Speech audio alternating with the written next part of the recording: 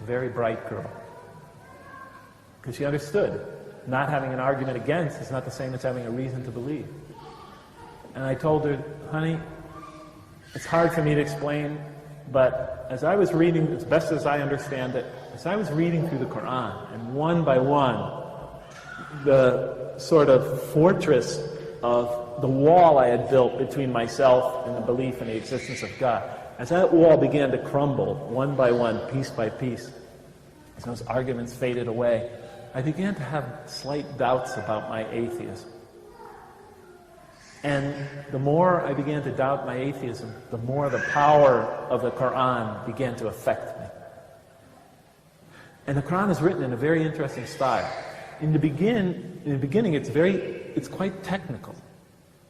It goes into a lot of specifics, laws and rules and regulations. By the middle, it takes you into stories, beautiful stories, powerful allegories. Towards the end, the emotions of the Quran picks up and it like reaches a crescendo and brings it all to this beautiful, powerful bursts of spirituality and eschatology, and it all comes together in brilliant, pounding images. And by the time I was getting towards the end of the Quran, as my atheism began to fade away, I began having these powerful spiritual moments when I felt I was in the presence of this tremendous divine embrace. I remember reading the surah, وَالضُّحَى وَاللَّيْلِ إِذَا سَجَى مَا وَدَّعَكَ رَبُّكَ. When I got to the end of that surah, I cried like a baby for 20 minutes. I didn't even believe in God. And it brought me to tears. And I would try to deny these experiences as I was having them. I would try to step on them. They just kept coming. And it was whittling away at my atheism. So by the time I was finished with the Quran, I had severe doubts about the non-existence of God. So I didn't know what to do. I didn't know what to do. So I figured, I have 4 more minutes. So I was, weeks. You're okay, because I changed. Oh, yeah, you changed it, sorry. Weeks were passing now, and I just wanted this experience that I had of reading the Quran to go away. I couldn't sleep sometimes. When I would walk to work, I would think about it. When I was sitting at work, it would keep coming back to me, the questions it raised, the issues, the power it had over me. I mean, I was an atheist. I shouldn't be having these experiences. I needed to talk to somebody. And I couldn't talk to the family that had adopted me, because it was clear they didn't have much knowledge of religion. So I thought I would go. I heard there was a mosque on campus, and I thought I would go there. And a Jewish student, a female Jewish student, a good friend of mine, pointed it out to me. We were walking by the church one day, St. Ignatius Church, this big, beautiful, spiraling church. And we were walking by the rear of it, and she pointed to the basement and said, "You see that basement door down there, down the stairway?" I looked down, long stairway, down to the basement beneath the church. She said, "That's where the Muslim students pray." She said, "I heard they have carcasses down there, dead bodies." So I said, but this was long before. But now I remembered her saying that. And I thought I would go to the place where the Muslim students pray and ask them the questions. I wasn't going to become a Muslim. I mean, that's out of the question. But I thought maybe they could help say something that I could form my own kind of personal religion or something like that, or personal philosophy that could soothe me and get this out of my system. So in any case, I walk over to the church one morning. Now I told myself I was going to go Sunday. I told myself I was going to go the next day. But I had already done now it was Wednesday, and I thought I would try one more time to get up the courage to go. So I stood out in front of Harney Science Center, and you walk across the parking lot, and there's the church. Harney Science Center, where I have my office. And I'm looking, and I'm staring at the mosque, and it was a day like today in Manchester. It was kind of cloudy, but the sun was starting to break through. So I finally said, "Jeff, come on, just do it." So I marched over. And I get with my head down, And I come to the stairways down into the church, to the basement. And I start to get nervous, sick to my stomach. No, wait a minute, I'm not going down. No, let me just go check to make sure that's the place where the Muslims really pray. I don't want to be. So I look around the church looking for any other more likely entrance, because it's really a humbling entrance. I mean, it's in a dark basement. The stairway is dark. There's mold on the side of the wall. It couldn't be that. So I went around looking for other entrances to the mosque. There's nothing. So I went inside the church. I thought I'd go inside there and ask. Somebody might know. So I went inside the church, and the only person there was a janitor. And I went up to him and said, and I looked really nervous, could you tell me where the mosque is? And he looked at me like he was going to hit me with the broom. And he looked at me like, are you nuts? I didn't even think he knew there was a mosque there. I quickly just walked out of the church, stood in now the sun was breaking. It felt such a relief to be outside. Then I thought, I'll just go try that stairway down beneath the church in the basement, underground. So I went, walked over, stood there looking at it. I stood there for about 5 seconds. And then finally I said, okay, let's go. So I start walking down the stairs. Every foot closer, every step closer, the more weak my knees got. I walked 7 miles a day. Back in those days, I actually used to run 10 kilometers to 10 miles a day. I had very strong legs. They were shaking by the time I got to the doorway. I reached out to grab the door, my hand was shaking. I turned around. I was in a panic. I turned around. I rushed to the top of the stairs, stood there, and I thought to myself, Jeff, are you an idiot? You go in and out of doors every day at this university. Get a grip. At most, there's nobody there or there's students down there. What's on the stairs? I turn around, head back down the stairs.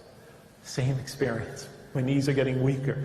Try to reach the door. My hand's sweating now. It's shaking. My head's... I couldn't do it. I turn around again. I walk quickly back upstairs, catch my breath. Take some deep breaths. And then finally I said to myself,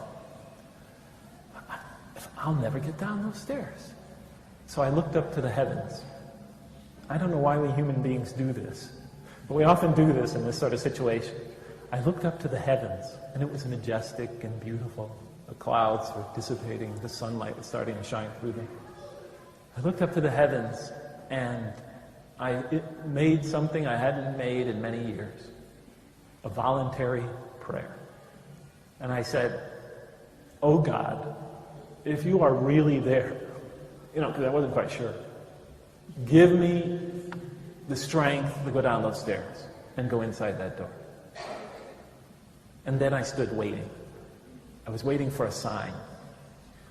I would have settled for anything. A bolt of lightning, a bird land on my shoulders, an earthquake. San Francisco, we have earthquakes all the time. I would have taken it. I'm waiting for some sort of sign. What an idiot I am, but it's true. I was waiting for a sign. No sign. I turned around, walked down the stairs, put my hand on the door, pushed it open, and there were 2 students inside. And they looked at me and they said, can we help you? Immediately, I got nervous.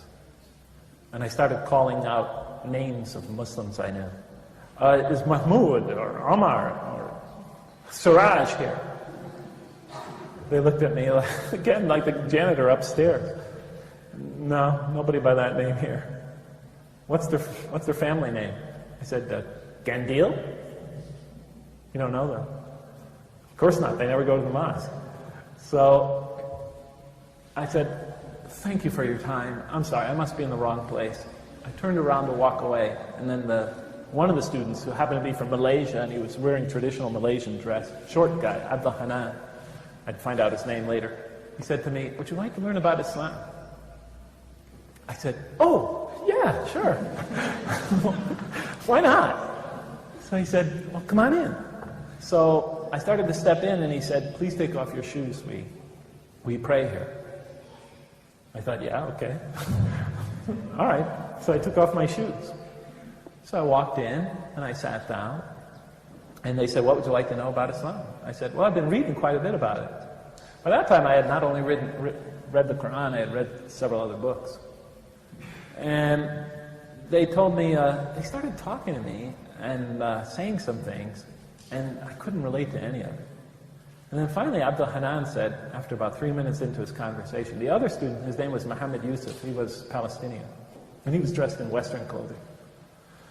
And Abdul Hanan said to me something about how when the angels take your souls when you die, they beat them and strain them out of their carcasses.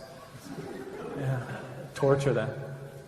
I remember when he said that, my response was, I think I gotta go. I think I have an appointment in my office. I didn't, but I thought that was just so lame. So I was ready to leave. And just then, as I'm excusing myself, the door opens. And now the skies have cleared and the sun is going down. And it's going down right behind the door. So the person who opens the door gets silhouetted. This brilliant silhouette of a human form. But it's just not any human form. This fellow has a long beard, and he has a turban on his head, and like granny glasses, and he has a cane, and he's wearing a thobe that comes down about calf length, and sandals. And I'm looking at him, and there's this biblical silhouette at the door.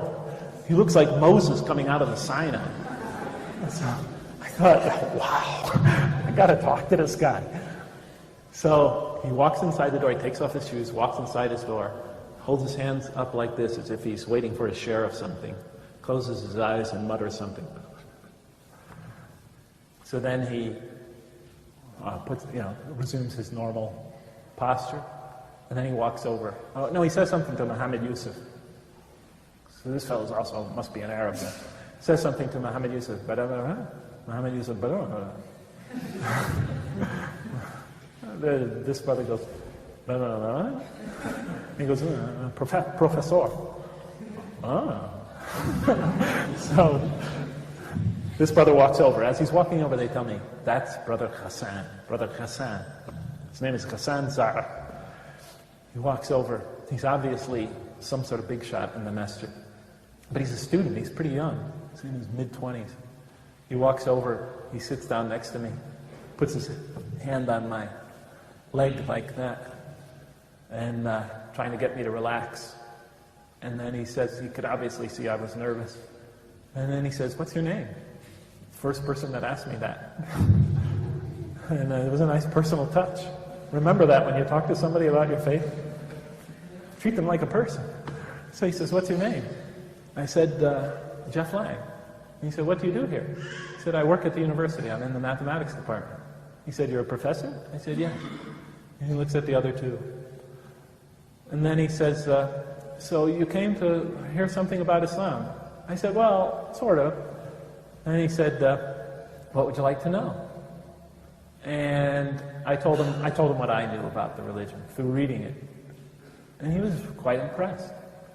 And then he started telling me something, rules and regulations, one after another, one rule, another rule, another rule. Thinking, why is he giving me the rundown on the law? And then it was getting very dry. So I told him, well, thank you all for your time. I really appreciated it.